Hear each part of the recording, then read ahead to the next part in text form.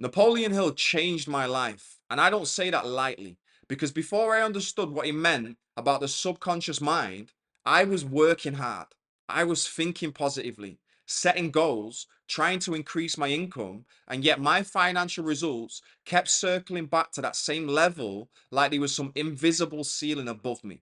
Now, the title of this video is How to Train Your Mind to Attract Unlimited Wealth. And that sounds big, but the truth is, wealth is not attracted by effort alone, it's attracted by conditioning. Now, Hill said that the subconscious mind is the connecting link between your finite mind and infinite intelligence. And most people read that and treat it like inspiration, but it's actually an instruction. Because what he's telling you is that your subconscious mind is the mechanism that translates your dominant emotional thoughts into physical reality. And if that mechanism has been programmed with fear and limitation, then it's going to faithfully reproduce those patterns in your bank account unless you deliberately reprogram it.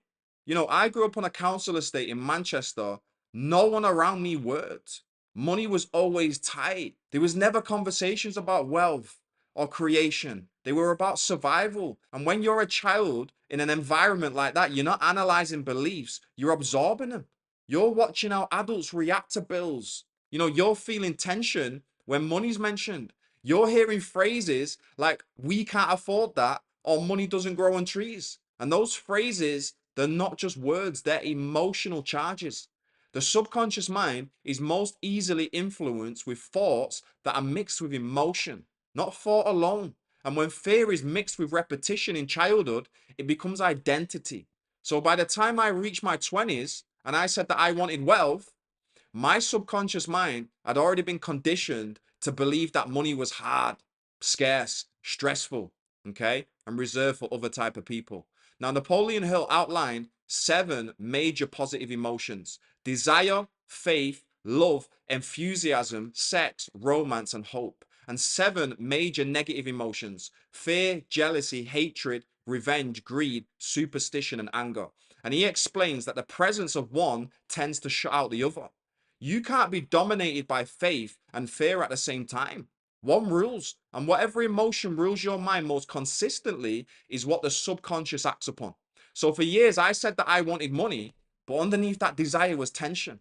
I'd think about investing in myself and feel fear. I'd think about raising my standards and feel doubt. You know, I'd imagine bigger income months and just feel like it was unrealistic. And that emotional undercurrent was quietly instructing my subconscious mind to maintain the familiar. Listen, your subconscious mind doesn't prioritize your ambitions, it prioritizes what feels safe, and safe is defined by repetition. So you can want unlimited wealth consciously, but if your subconscious thermostat is set to survival income, then you'll unconsciously cool yourself down every time that you heat up. Think about it. This is why people experience income spikes followed by big drops, breakthroughs followed by contraction, because their subconscious conditioning pulls them back to what feels emotionally familiar. Now, Hill makes it clear that the subconscious mind works day and night, whether you're awake or asleep, on whatever thoughts that you feed it dominantly. So it's like soil. Your conscious mind plants the seeds, but emotion is the water and repetition is the sunlight. Okay? If you plant a seed once and never water it, nothing grows. But if you water it daily, growth becomes inevitable. Most people are watering fear without realizing it. They replay the worst case scenario. They talk about how hard things are. They're constantly rehearsing lack. They scroll through evidence that reinforces limitation, and they wonder why wealth never comes to them. Training your mind to attract unlimited wealth isn't about chanting affirmations without feeling.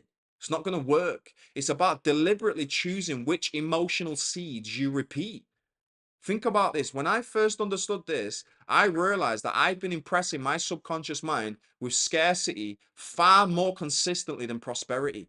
Even when I read my goals, I'd read them with hope but feel doubt, and doubt cancels faith. Faith, Napoleon Hill says, is a state of mind that can be induced by affirmation and repeated instructions to your subconscious mind. So that means that faith isn't something you wait for, it's something that you cultivate through repetition.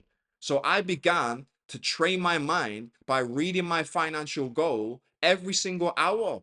not mechanically, but emotionally. So I'd stand there and imagine what it felt like to see that money in my account, what it felt like to live without that financial tension, and what it felt like to move through the world with certainty. Now, at first, it did feel unnatural because my old programming was louder. Fear would whisper, "It's unrealistic, Joel." Doubt would question it. But repetition began to shift the familiarity. The more I repeated those emotionally charged instructions, the less foreign it felt. And once something feels familiar, your subconscious mind accepts it as safe. And when your subconscious mind accepts money as safe, your behavior changes automatically. It's subconscious. So you start to notice opportunities that you used to dismiss. You start valuing yourself differently. You stop shrinking in rooms where money's discussed, and you stop apologizing for wanting more. Now, those subtle shifts always compound.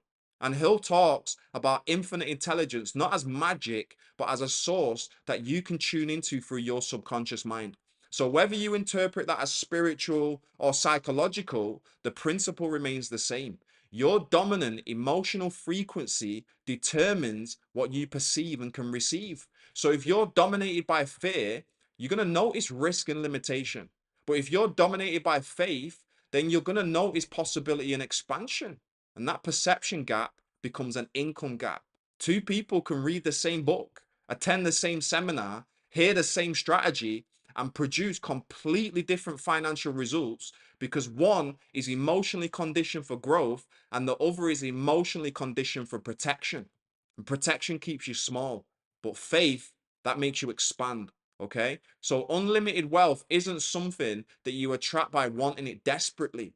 It's attracted by becoming emotionally aligned with it repeatedly. That doesn't mean you ignore your reality. It means that you choose which emotional state that you practice on a day-to-day basis. Fear is practiced through worry and repetition. Faith is practiced through vision and repetition. Repetition is the key. Your subconscious mind does not accept what you say on occasion. It accepts what you feel consistently. So the question becomes, what are you consistently feeling about money? When you think about your next level of income, do you feel excitement or pressure? When you invest in yourself, do you feel certainty or anxiety? Those feelings are instructions, and your subconscious mind obeys instructions without argument. Okay? The breakthrough for me was realizing that my income was not capped by my ability, it was capped by my emotional conditioning. So once I shifted from rehearsing fear to rehearsing faith, from emotionally repeating scarcity to emotionally repeating abundance, my income changed like night and day. Now, it didn't happen overnight, but it happened steadily and gradually. Now, the action step for you is very simple, but it's going to require one thing, and that's discipline. Decide on a specific income level that's going to stretch you and write it down in one clear present tense statement as if it's already true. Then every morning and every night, read that statement slowly and deliberately mix one of the positive emotions that Napoleon Hill talks about: faith, enthusiasm, gratitude, desire. And don't mumble it. I want you to feel it, even if it feels fake or artificial at first. Okay? Repetition with emotion is going to rewire what's familiar to you. And what's familiar to you is your identity. And your identity is in control of your income. So if you want help identifying the subconscious patterns that are keeping your financial thermostat set where it is, and you want to install a new one that aligns with expansion, then go to the link in the description and book a one-to-one call with me. I'll show you exactly how to get from where you are to where you want to be.